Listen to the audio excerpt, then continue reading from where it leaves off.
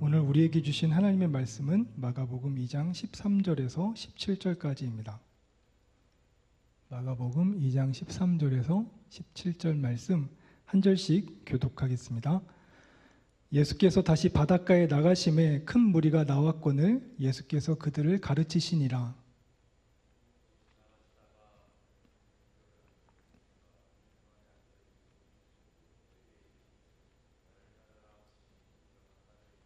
그의 집에 앉아 잡수실 때에 많은 세리와 죄인들이 예수와 그의 제자들과 함께 앉았으니 이는 그러한 사람들이 많이 있어서 예수를 따름이러라.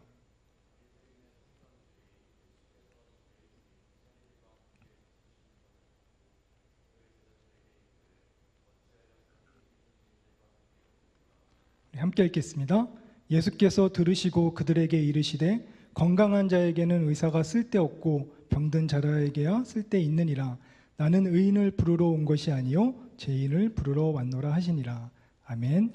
시간 신장근 담임 목사님 나오셔서 죄인을 부르러 오신 예수님이라는 제목으로 하나님 말씀 전해주시겠습니다.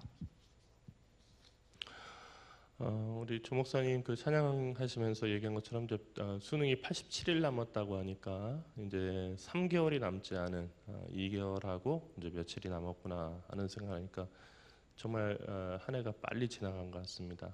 또 남은 시간이 얼마 되지 않는다는 것이 아주 실감되는 그런 아침입니다. 중국 당나라에서는 인재를 선발할 때 4가지 기준을 봤다고 합니다. 그것을 4글자로 요약해서 신원서판이라고 이렇게 얘기를 하는데, 신이라고 하는 것은 그 사람의 용모, 머리끝부터 발끝까지 그 사람의 몸가짐새, 그리고 언이라고 하는 것은 언변, 그리고 선은 필적을 얘기해서 글씨를 잘 쓰고 못 쓰는 것도 상당히 중요했어요. 그러니까 과거 시험을 볼 때 답은 제대로 적었는데 그냥 글자가 지렁이 기어가듯이 삐뚤삐뚤하고 그렇게 예쁘지 않다 하면은 그것은 과락입니다. 그래서 그냥 안 되는 거예요. 그리고 판은 판단력을 얘기하는 거였죠. 오늘날에도 외무고시나 행정고시 그리고 공무원 시험 같은 그런 국가고시가 있지만 12년간의 그 학업, 이 사람이 12년 동안 공부해온 모든 것들을 갖다가 하루에 평가하는 수능 시험이야말로 현대판 과거 시험 또는 등용문이라고 이렇게 할 수 있을 겁니다. 물론 수능 시험에서 높은 시험을 맞았다, 높은 시험 점수를 맞았다는 것이 그 사람이 반드시 앞으로 나라의 큰 기둥이 될 수 있다는 것을 보증해 주는 것은 아닙니다. 또 다른 그런 많은 그 수능 시험이 인생에는 있고, 하나님께서 이렇게 보실 때 이 사람을 써야겠다, 쓰지 말아야겠다를 결정할 수 있는 그런 영적인 그 수능 시험이 우리들의 인생에는 얼마든지 있기 때문입니다. 하지만 우리가 하나님 앞에서 어떤 사람이 되는가, 그리고 어떤 사람을 쓰시는가를 아는 것은 매우 중요하다고 생각합니다. 성경을 보면 하나님께서는 어느 시대나 사람을 찾으셨습니다. 하나님께서 사람을 간절히 찾으셔서 사람을 찾으시면은 하나님의 일을 맡기셔서 충성스럽게 그 일을 할 수 있도록 능력도 주시고, 그리고 그 길을 인도해 주셨습니다. 예수님도 역시 공생에 3년 동안 천국 복음을 전하는 그 귀한 일을 하시기 전에 가장 먼저 하신 일이 함께 복음을 전할 제자들을 세우는 일이었습니다. 예수님이 3년 동안 혼자 돌아다니시면서 말씀 전하시고 사람들을 고치신 것이 아닙니다. 12명의 제자를 뽑아서 그들과 함께 다니셨습니다. 물론 성경의 본문에 따르면 예수님의 제자가 어느 때는 120명, 120문도라고 하는 마가의 다락방에서 성령 강림을 기도했던 120명이라고 하는 데도 있고, 또 어느 때는 예수님의 승천을 바라봤던 500여 문도, 이렇게 얘기하는 경우도 있습니다. 그때마다 조금씩 다릅니다. 하지만 사도라고 부를 수 있는 제자들은 12명이었습니다. 예수님은 본인이 직접 돌아다니면서 현장에서 제자들을 직접 선발하셨습니다. 다른 사람에게 위탁하신 것이 아닙니다. 그런데 예수님이 뽑은 제자들 가운데는 특이한 사람들이 많이 있었습니다. 예수님을 따라다니면서도 항상 품에다가 칼을 품고 다니는 시몬과 유다 같은 그런 제자가 있었고, 또 요한과 안드레 같이 평생 해왔던 일이 물고기 잡는 일이었던 어부들도 있었습니다. 그런데 뜻밖의 사람이 하나 있었는데 그 사람이 바로 오늘 말씀에 나오는 레위입니다. 레위. 마가복음에서는 이 제자 이름이 레위인데 마태복음에서는 똑같이 세관에 앉아 있는데 그 사람의 이름을 마태라고 이렇게 부르죠. 이거 성경의 오류가 아닌가 생각하지만 베드로라고 하는 사람이 원래 시몬이었다가 예수님을 만난 다음에 베드로라고 하는 이름을 얻은 것처럼 이 사람도 본래 이름은 레위였는데 예수님을 만난 다음에 마태라고 하는 이름을 얻게 된 것입니다. 마태의 직업은 앞서 얘기했던 것처럼 세리였습니다. 직업에 귀천은 없다고 하지만 예수님 당시 이스라엘에서는 분명히 직업에 귀천이 있었습니다. 귀한 직업이 있었고 천한 직업이 있었습니다. 거기에다가 더 나아가서 사람들이 혐오하고 율법적으로 정죄받는 직업도 있었습니다. 세리라고 하는 직업이 바로 그 대표적인 직업이었습니다. 영어 성경에서는 세리를 텍스 컬렉터, 그러니까 세금 징수원이라고 이렇게 부르고 있습니다. 그런데 왜 세금 징수원이 유대인들이 혐오하는 직업이었을까? 그리고 세금을 걷는 것은 어느 나라나 다 있는 일인데 왜 유대인들이 죄인들과 동격으로 봤을까? 그것은 우리나라의 일제 강점기를 생각해 보면 쉽게 이해할 수가 있습니다. 우리나라를 119년 전에 강제로 합방한 일본은 우리나라 사람들에게 무자비한 그 세금을 징수했습니다.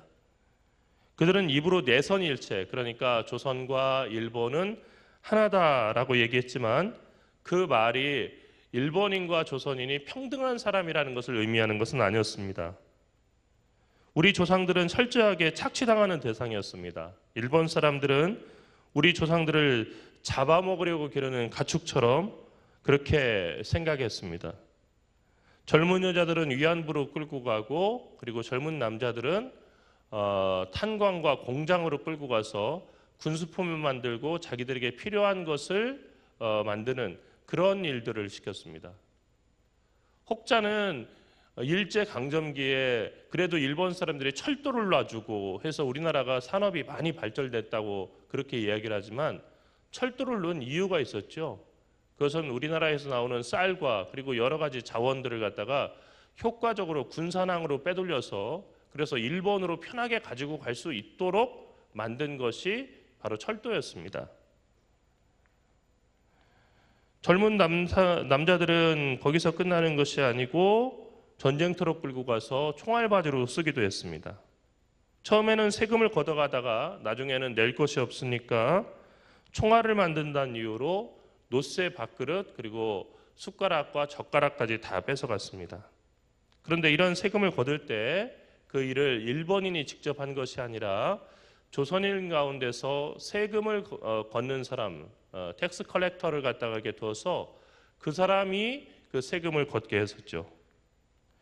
당시 우리 조선 사람들의 눈에는 일본인보다 더 미운 것이 일본인들의 앞잡이 그리고 일본 사람들을 대신해서 그런 일들을 하는 사람이었습니다. 자, 이 상황을 그대로 예수님의 시대에 적용해 봅시다. 유대는 로마의 식민지였습니다. 그런데 이 로마는 그 식민지들에게 세금을 걷었는데 사실 세금을 갖다가 그렇게 많은 세금을 갖다가 요구한 건 아니었어요.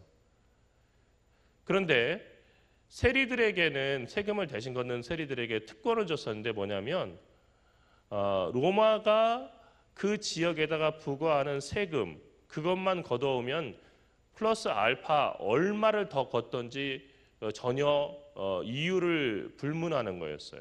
그러니까 무슨 얘기냐면요. 로마가 유대에게 100원을 갖다 걷어오라고 이렇게 얘기했는데 이 사람들이 1000원을 걷었다. 10배 걷은 거잖아요. 전혀 문제 삼지 않았어요. 그리고 로마 군사들을 같이 보내줘가지고 로마 병사들이 강제적으로 그 세금을 뺏는 일을 갖다가 돕도록 해줬어요. 그러니까 어떻게 했겠어요? 이 사람들이 로마의 세금을 걷는다는 이유로 자기들의 돈을 갖다가 이렇게 착복하는 일이 그렇게 생겼어요. 그러다 보니까 몇 배를 갖다가 이렇게 내는 그 과정 속에서 이건 도저히 사람이 인간적인 삶을 살 수 없을 정도로 착취해가는 그 세리들을 보면서 다른 유대인들이 동포다 그리고 같은 사람이다는 생각을 가질 수가 없었죠. 그래서 세리라고 하는 말은 여러 직업 중에 하나를 가리키는 그런 이름이 아니라 가장 탐욕스러운 죄인 그리고 지옥에 들어가야 될 그런 죄인을 가리키는 말이었다는 것입니다. 그런데 예수님께서 하나님의 일을 할 자신의 제자로 세리 마태를 부르셨어요. 요즘으로 말하면 전혀 정말로 말이 되지 않는 그 일을 맡기신 거예요. 그리고 그 세리의 집에서 세리와 죄인들과 함께 앉아서 같이 밥을 드셨다라고 성경은 오늘 얘기하고 있습니다. 여기 앉아서 밥을 드셨다라고 되어 있지만은 유대인들의 그 식탁에는 최후의 만찬에 들어있는 그 그림처럼 탁자가 있고 의자가 있고 그런 자리가 없어요. 카펫이 깔려 있고 약간 비스듬하게 누워서 그렇게 해서 떡을 떼면서 밥을 먹는 거예요. 그러니까 이것은 유대인들의 전통대로 얘기한다면 그 각주가 붙어 있는 것처럼 기대어 누워서 밥을 먹었을 것이다는 얘기입니다. 그러니까 여러분 생각해 보세요. 그냥 가만히 차례대로 앉아서 밥을 먹는 거하고 이렇게 같이 이렇게 누워서 밥을 먹는 거 어느 게 더 친근해 보여요? 누워서 기대서 먹는 게 훨씬 더 친근해 보이는 거죠. 이 모습을 바리새인들이 봤어요. 이 서기관들이 깜짝 놀랐습니다. 바리새인들 중에 서기관이라고 얘기한 것은 뭐냐면 바리새인들이 항상 하나님의 말씀 가까이 하는데 그 중에서 서기관은 뭐냐면은 성경을 필사하고 성경을 해석하는 신학자들이에요.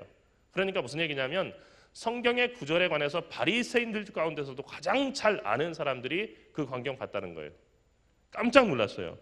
왜 그러냐면 시편 1편에 나오는 것처럼 하나님의 사람들, 하나님을 믿는 신실한 의인들은 악인의 자리에 함께하지 않아야 되고 그리고 악인들과 함께 밥을 먹어서는 안 된다는 것을 이 사람들은 성경에서 이미 익히 알고 있었기 때문이에요. 예수님께서 하나님의 율법을 따라서 믿음 생활 잘하는 그런 분이라고 한다면 어떻게 저 악인들하고 함께 밥을 먹을 수 있느냐 하는 거였습니다. 그래서 그렇게 따져 물었더니 예수님께서 오늘 말씀에 나온 것처럼 건강한 사람에게는 의사가 쓸데없고 병든 자에게라야 쓸데있느니라. 나는 의인을 부르러 온 것이 아니라 죄인을 부르러 왔노라 라고 하는 유명한 말씀을 하셨어요. 여러분 이거 우리가 다 아는 얘기죠. 건강한 사람이 의사를 왜 찾아가겠어요? 아픈 사람이 의사 찾아가는 거 아니에요? 마찬가지로 예수님께서 이 세상에 오셨는데 이 세상에 어떤 분으로 오셨냐면 의사로 오셨다는 거예요. 왜 의사로 오셨냐면은 의인들, 이것은 여기서는 의인이라고 하는 건 정말로 의로운 사람들을 얘기하는 것이 아니라 스스로 의인이라고 생각하는 그 사람들을 찾아온 것이 아니라 죄인들을 찾아서 그 사람들을 회복시키고 또 치유하려고 오셨다는 거죠. 예수님은 하나님의 말씀을 잘 따라가는 의인들을 제자로 뽑으신 것이 아니라 죄인 중에 죄인인 세리를 제자로 뽑으셨어요. 그리고 여러 가지 결함이 많은 사람들을 예수님의 제자로 뽑으셨어요. 왜 그러셨을까? 하나님은 모든 사람들을 사랑하시지만 우리가 정말 그 생각할 때 부족하다 생각하는 그 사람들을 더 깊이 사랑하시기 때문이에요. 하나님은 우리를 사랑하세요. 하지만 우리가 하는 악한 행위, 남을 해치는 악한 말과 행위를 모른 척하지는 않으세요. 하나님은 그 모든 일들을 싫어하세요. 그러니까 세리가 하는 그 일도 싫어하세요. 하지만 하나님은 그 사람이 하는 일이 악하고 하나님이 혐오하는 일이라 할지라도 그 사람은 끝까지 사랑하신다는 거예요. 그 사랑 가운데 여러분 모두가 있어요. 여러분은 그런 생각할지 모르겠어요. 정말 그 올해 수능 시험을 치르는 사람은 내 능력과 내 실력에 따라서 내 인생이 좌우된다라고 이렇게 생각할 수도 있을 거예요. 그리고 87일 이후에 내가 시험을 어떻게 치르느냐에 따라서 내 인생은 완전히 달라진다 이렇게 생각할 수도 있어요. 그러나 여러분 걱정하지 말고 안심하세요. 그것은 여러분은 하나님의 사랑 안에 있고 그리고 하나님은 여러분의 평생을 계획해 놓으셨어요. 하나님이 한번 계획해 놓으시면 사람이 그것을 틀을 수가 없어요. 여러분이 세상에 왜 왔냐면 하나님의 거룩한 뜻이 있기 때문이에요. 예수님은 1등만 기억하는 분이 아니셨어요. 오늘 말씀을 보면 예수님은 꼴찌를 기억하시고 그들을 찾아가셔서 그들에게 먼저 예수님의 제자가 되는 가장 큰 영예를 주셨어요. 그런 예수님의 사랑은 오늘 또 변함이 없다는 거예요. 예수님은 우리를 성적으로 판단하지 않으세요. 우리의 성적이 다소 실망스럽고 부족해도 하나님은 우리에게 큰 기대를 걸고 계시고 그 기대를 이루기 위해서 우리를 도우신다는 거예요. 여러분, 공부를 오래 하면 참 좋은 것이 뭐냐면은 공부를 오래 하면 사실은 나쁜 거 많죠. 레포트도 많이 내야 되고 과제도 많이 하고 시험도 많이 봐야 되고 상당히 힘들어요. 그러나 공부를 오래 하면 좋은 게 뭐냐면은 사람이 살아가는 것이 자기 능력만 가지고 되는 것이 아니고 하나님이 도우시는구나 하는 것을 깨달을 수 있는 기회가 그만큼 주어지기 때문이에요. 정말 그래요. 여러분 수능 시험 열심히 준비해 왔잖아요. 내가 잠 안 자고 이렇게 준비하고 내가 열심히 하고 거기서 끝나버리면 어떻게 되냐면 이 사람은 감사를 모르는 사람이 돼요. 업적주의, 공로주의가 되는 거예요. 이거 다 내가 한 거야. 내가 수고해서 그런 거야. 네? 마이클 샌들 교수가 미국의 미래를 위협하는 가장 큰 폐해로 업적주의를 얘기했잖아요. 미국에도 얼마 전부터 이 한국처럼 학벌주의라는 것이 등장하고요. 그 부모들이 명문대를 보내기 위해서 그 백인 부모들이 가지가지 노력을 다 하는 그런 그 문화가 생겨났어요. 그리고 언제부터인가 그 의원들 가운데서 대학을 졸업한 사람들이 정말 대다수를 차지했어요. 예전에는 어땠냐면 그렇지 않았어요. 근데 그러면서 어떻게 되냐면 큰 범죄를 저질렀을 때 내가 이렇게 명문대를 다니는데 이 명문대를 다니려고 얼마나 공부를 많이 했는데 그리고 앞으로 미래가 얼마나 촉망되는 사람인데 그러므로 나는 용서받아야 된다라고 하는 말도 안 되는 그런 논리들이 법정 안에서 주장되는 그런 상태가 됐어요. 우리나라하고도 상당히 비슷하죠. 그래서 마이클 샌들 교수는 정의란 무엇인가라고 하는 책을 썼었잖아요. 그 하버드 대학의 최고의 명강의. 이 사람이 미국을 보면서 미국의 앞날을 위협하는 가장 큰 폐해가 바로 이 업적주의가 될 것이다. 그래서 이것을 고쳐야 된다. 하나님은 자기의 능력에 우쭐하는 그 사람 그리고 자기의 능력만을 과신하는 사람을 쓰지 않으세요. 저마다 사명을 주셨고 그 사명은 다 위대한데 하나님께서는 어떤 사람을 쓰시냐면 하나님 앞에 겸손하고 자기의 죄를 갖다가 참회하면서 하나님의 도우심을 간구하는 그 사람을 오히려 고쳐서 만들어서 쓰시는 거예요. 지금 여러분이 숨을 쉬고 이렇게 살고 있는 것은 아직까지 여러분에게 이루어야 될 사명이 있기 때문이에요. 하나님은 그 사명을 이루기 위해서 여러분에게 필요한 것이 무엇인지도 아세요. 그리고 그것을 주셔요. 그것이 만약에 여러분이 목표로 하는 대학에 가는 것이라고 한다면 하나님은 기도 가운데서 여러분에게 성실한 마음도 주시고 그래서 여러분이 하는 공부에서 최선을 다할 수 있게 해주시고 그래서 그 대학에 갈 수도 있게 해주신다는 거예요. 그리고 지혜가 부족하면 지혜도 부어주신다고 성경은 약속하고 있어요. 분명한 것은 여러분 모두가 다 부름받은 사람이라는 거예요. 무엇을 위해서 어떤 사람으로 쓰여질지는 아직 알 수가 없어요. 아마 여러분들은 내 전공은 이런 것이 됐으면 좋겠고 나는 이런 일을 했으면 좋겠고 하는 계획을 가지고 있을 거예요. 또 여러분의 부모님들이 너는 미래에 이런 사람이 돼야 된다 하는 그런 사람도 있을 거예요. 그러나 실제로 무슨 일을 하는 사람이 될지를 아는 사람은 아무도 없어요.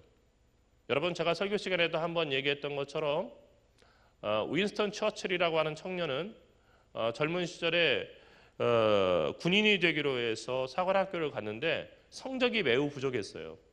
그래서 육사에 갔어요.